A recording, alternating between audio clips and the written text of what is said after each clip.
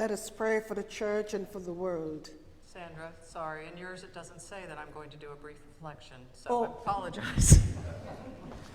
But I'm going to do a brief reflection. What a team we make, don't we? Just forget about everything. She's very gracious. So in a few days, in about 10 or 12 days, I think, 17 days actually, it's written down if I have my glasses on, which I'll put back on, I could tell you. In about 17 days, my mother, God willing, will be 92 years old. I know, pretty remarkable. And she's a very sound mind. She will listen to this sermon and she'll be grateful I said that. But she is, so it's the truth. But about 3 weeks ago, she had a terrible fall, and some of you've heard about this. She was in her own home. She had taken the garbage out to the garage because she couldn't wait for her caregiver to do it in the morning. And as she was coming back in, something happened with her walker, and she had a fall where she broke her clavicle, 4 ribs, skinned her arm, and just basically took out her left side.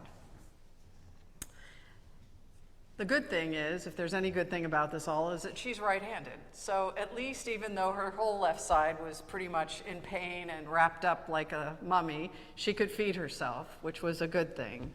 And she's doing very well, all things considered, although her progress is slow and steady. I was on a phone call Tuesday, and the OTs and PTs said, she's helping herself get dressed and she's helping herself wash. And those are very important things for anyone of any age to be able to do for themselves.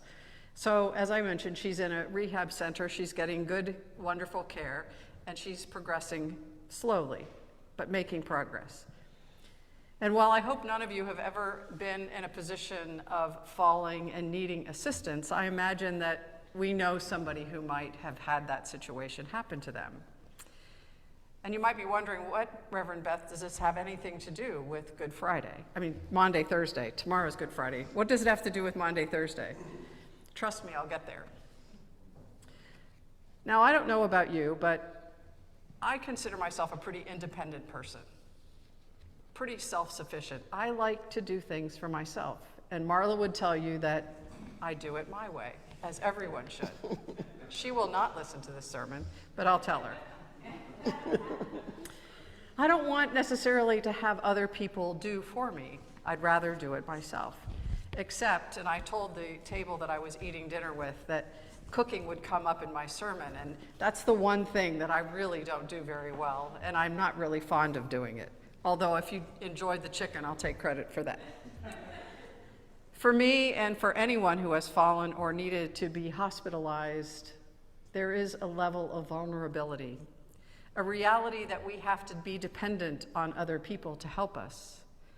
We aren't able to be the self-sufficient, independent people that we'd like to be. Indeed, we may be forced to be reliant on others to help us with our basic needs. It's not really comfortable for us to be vulnerable. It's not easy to allow others to take care of our needs, and yet there is grace. There is grace in allowing others to help and to serve us. In his last hours with his friends, Jesus shows his friends what true service is when he washes their feet.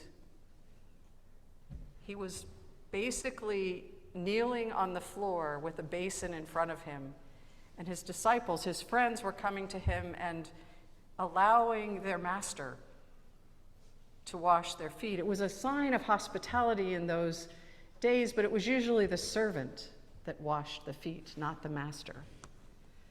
And Peter, the one who wants to build the tent on top of the mountain at the Transfiguration, and the one we know who in a few hours will deny Jesus 3 times, Peter objects.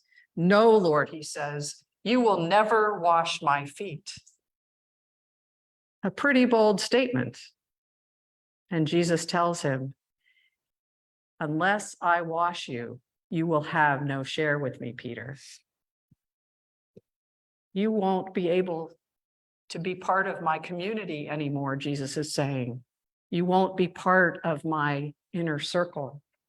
How must that have felt to Peter, who loved Jesus and followed him, gave up everything to follow him, to suddenly be told, unless I wash your feet, you can't come any further with me. You aren't part of this group. And Peter gets it. He says, Lord, not only my feet, but my hands and my head, all of me, Peter says. I love you so much. I want you to wash all of me so that I am part of your family, your community, your inner circle. And Jesus tells his friends, you may not understand what I'm doing right now, but you will later. For I have set an example that you should also do as I have done. Very truly, I tell you, servants are not greater than their master, nor are messengers greater than the ones who sent them. If you know these things, you are blessed to do them. I think if we read between the lines, what Jesus is saying is that in his community, in God's kingdom, everyone is equal. No one is greater than another. We are all part of one body, Christ's body, and we all have a part to play. We are all equal. And throughout Jesus's ministry, he included everyone, especially those who were on the margins, the widows and the lepers, children, beggars, people who were blind, lame, and deaf. In his last hours, Jesus offers another example in the washing of feet, that everyone is valued as the same, and that service, indeed love, which he says in the Great Commandment, is the most important action in the way to live. Love God, love your neighbors as yourself. Now, this Maundy, Thursday, and probably not in the near future, we don't literally have to wash one another's feet, but we can be of service to one another by offering a kind word, by listening to people, really listening, not just with one ear and thinking about something that you have to do later, but really listening, being present for people. We can try to make someone's life a little easier by smiling or giving a sincere compliment, by saying the simple words of please and thank you. And also, we can love with our hearts to help others in whatever way possible. Love in action is how Jesus calls us to live, how he called his disciples to live. You may not understand what I'm doing now, but you will understand in the future.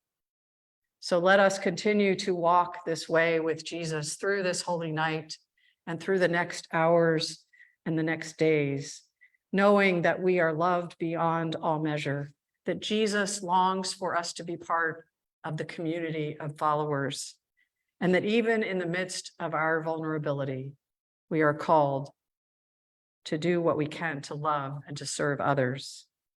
And if we can do this, we can hear Jesus say to us, if you know these things, you are blessed to do them. Amen.